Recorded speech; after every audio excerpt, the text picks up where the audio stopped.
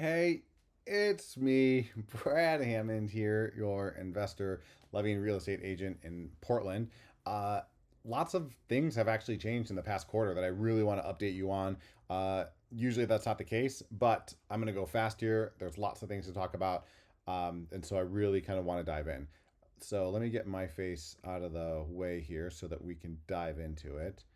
All right, months of inventory. So first thing to note is this is if we were to sell everything that's currently on the market, it would take about 3.6 months in order to do that if nothing new were to come on the market. But that is considered a balanced market between buyers and sellers, a nice, healthy market.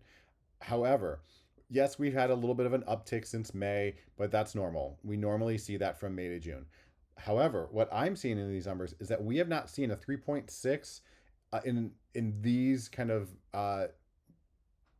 the heyday kind of months of the year in the past handful of years. We have to go to the off season in January, in December, or I'm sorry, in November, September to kind of see those types of numbers. So that is a little bit concerning to me that we're seeing that much inventory this time of year.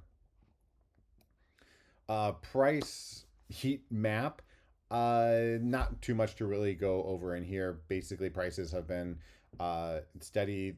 The popular prices have been steady for quite a while now. So right around that 400 to 550 is really popular. So if you're flipping and if you can get your ARV to that level, that's exactly where you want to be. Interest rates, we this is a year's graph of where interest rates have been, and we've really been kind of holding steady between 6.5 up towards about 7. In here more or less all year. So not too much happening in that light. If we were to look at sales, let's work backwards from closed sales.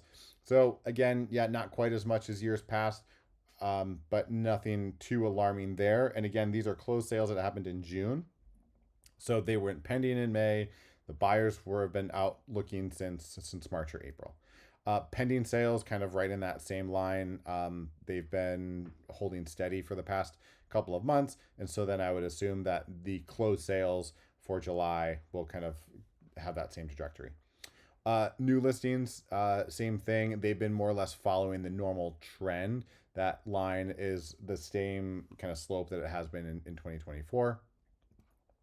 Total active listings is a little bit higher.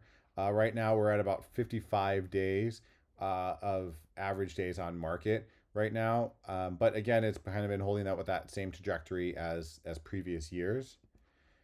Average total time on market, like I said, is right around that 50 to kind of that 55 range for June. And it's, again, kind of been on that same trajectory.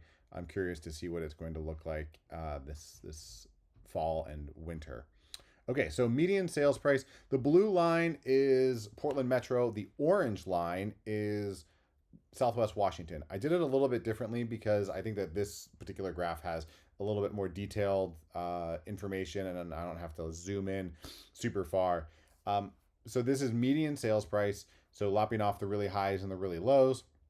Basically, we're at 580 right now for the median, and Washington and Oregon are more or less right in that same kind of wheelhouse. Yeah, it fluctuates up and down. Sometimes I think it's always kind of fun to see who's got higher and why and for how long and all those different things. But yeah, definitely interesting to watch. Okay, so let's get into some nitty gritty things here. I thought this was an interesting slide. I normally don't show this one, but this is the average sold price change. So if a property is being listed at 550, this is saying that it is being sold at 0.5% less than that. So the seller is accepting 0.5%. I can't do that math in my head, but they're taking 0.5% less than $550,000. Yes, we see some ups and downs in that throughout the year, but we don't see that big of a sharp downward trend, especially this time of year. So that is something that really, really kind of caught my eye. So definitely something to pay attention there. I'm really curious to see if it's going to flatten out like it has been in 2024, or if it's going to continue to go down, or what's going to happen there. More on this later. All right, affordability index. I love, love, love this slide. I really want these numbers to be more along this 100 uh, line right here. Basically, what this is saying is that the median family income can afford the median home price at the median interest rate. And right now, the median the median uh, family income can only afford 84% of the median mortgage.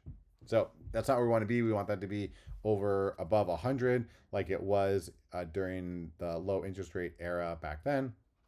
But so the fact that we're slipping downward from March is a little bit disconcerting to me. Okay, so this is kind of what I've been alluding to. I think that we are at a tipping point right now. There's slightly lower affordability. The average sold price change went down by 0.5%. Yes, that's not a huge number, but the fact that it went down and went down that steep of a number this time of year, I think is kind of concerning. Did you all hear that Big Pink, the big skyscraper, sold for a ridiculously low price last month, or maybe it was this month? Anyhow, it wasn't a big hedge fund that purchased it. It wasn't a big international real estate fund that purchased it. It was a local, very well-to-do investor that purchased it. So there's this cycle that happens with big investor money out there. So they're looking. They haven't been paying attention to Portland for a handful of years. Probably not a shocker there. So there's not data to support paying really any money for these big skyscrapers. They just don't have data. If they don't have data, they're not going to purchase it. So then when that doesn't happen, it really comes down to the local community, the local investors to be able to see what's happening there on the street and figure out what a good deal is. And I can assure you that this investor got a astonishingly good deal.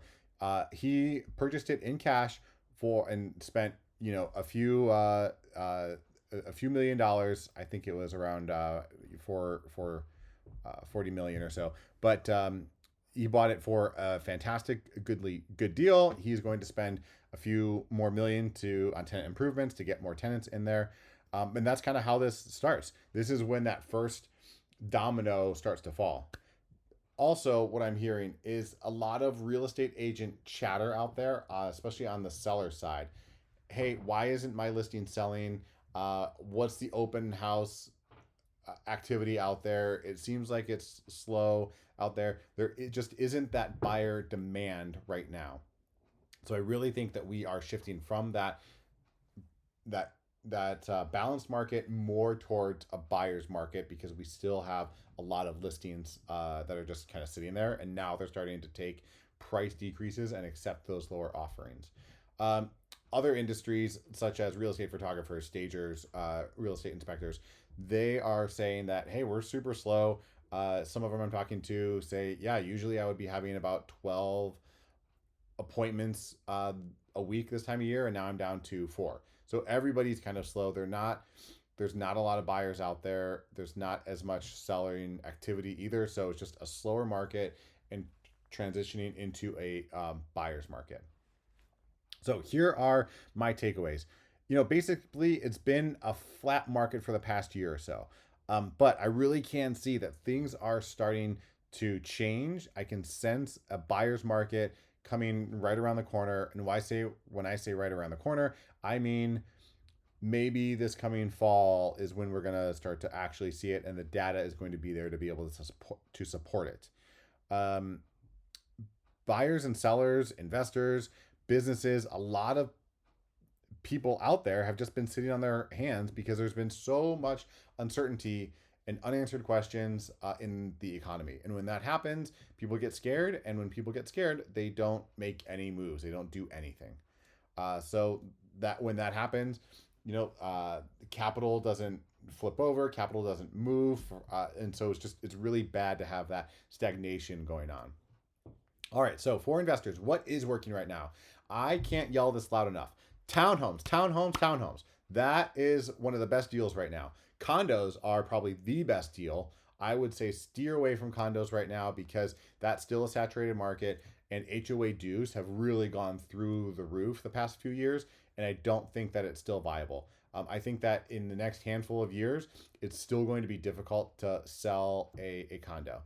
Uh, Townhomes, however, don't have high monthly HOA dues for the most part. They don't have those as strict regulations as condos do. So you can usually rent those out for medium term, for long term, sometimes short term rentals, and it's definitely one of the best values out there.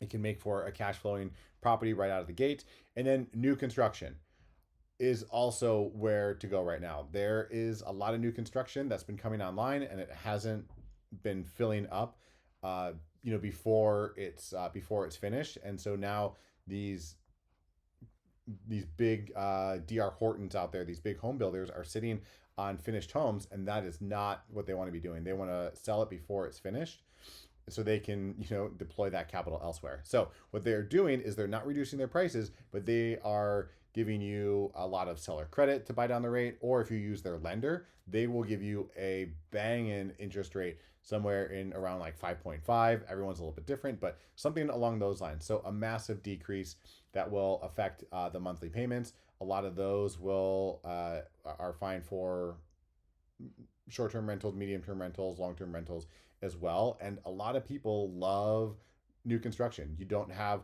those capital expenditures right out the gate. It's a nice modern layout to it. Everything's brand new. Uh, and then, as always, don't try to time the market. Buy or sell when it's right for you, and then just adjust your plan as needed. Okay. A couple other things I want to chat about. This came into my inbox earlier today, actually, is that the city of Portland is putting a waiver on their SDCs, the system development charges, until 2028 for new construction. So yes, that doesn't affect me very much. It doesn't affect you all probably out there, but I think what it's showing is that city council voted 10-0 in favor of this. So they are recognizing there's a problem. That's the first solution, right?